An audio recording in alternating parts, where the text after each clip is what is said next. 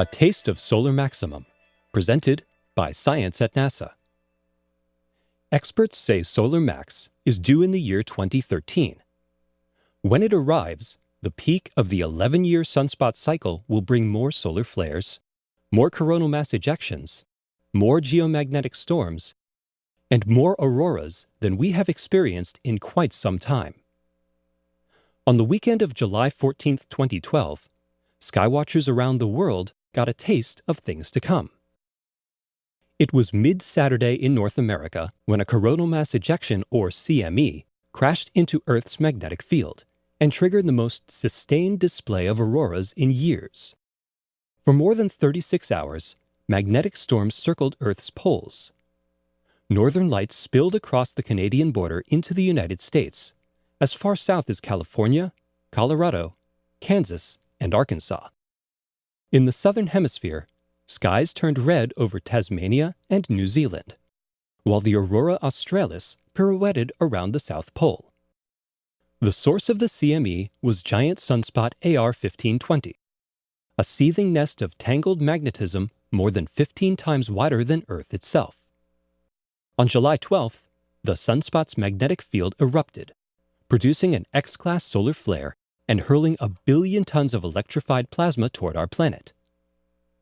NASA's twin stereo probes and the European Space Agency's Solar and Heliospheric Observatory monitored the CME as it billowed away from the Sun.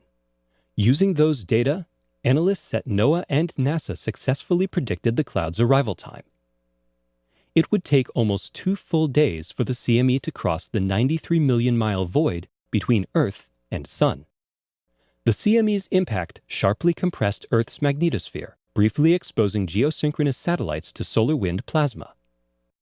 The shaking of Earth's magnetic field caused compass needles to swing, just a little bit, and prompted electrical currents to flow through the soil at high latitudes.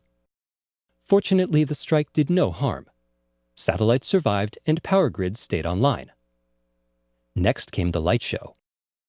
As the CME's wake washed across Earth, the polar regions of our planet lit up like a Christmas tree. Red, green, blue, and purple auroras capped both ends of the planet, glowing, dancing, and ultimately spreading to places where auroras are seldom seen. In Arkansas, for instance, there was a faint glow off and on for most of the night, reports Brad Emfinger from a little town called Ozark. Around 3 a.m., there was an outburst of red and purple plainly visible to the naked eye. In Pawnee Grasslands, Colorado, photographer Robert Arnn saw the northern lights for the first time ever. As soon as I stepped out of the car, the sky looked like it was on fire.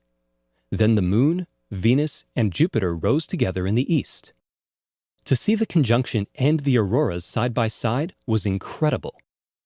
Meanwhile, at the other end of the planet, auroras were going crazy over the South Pole, reports Robert Schwartz at the Amundsen Scott South Pole Research Station.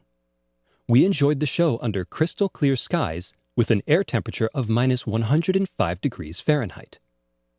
In Ashland, Wisconsin, on the other hand, John Welling watched the show in his shirt sleeves. Tonight, it was absolutely the best, with a comfortable temperature of 78 degrees Fahrenheit, and northern lights dancing overhead. The X-flare definitely lived up to the hype.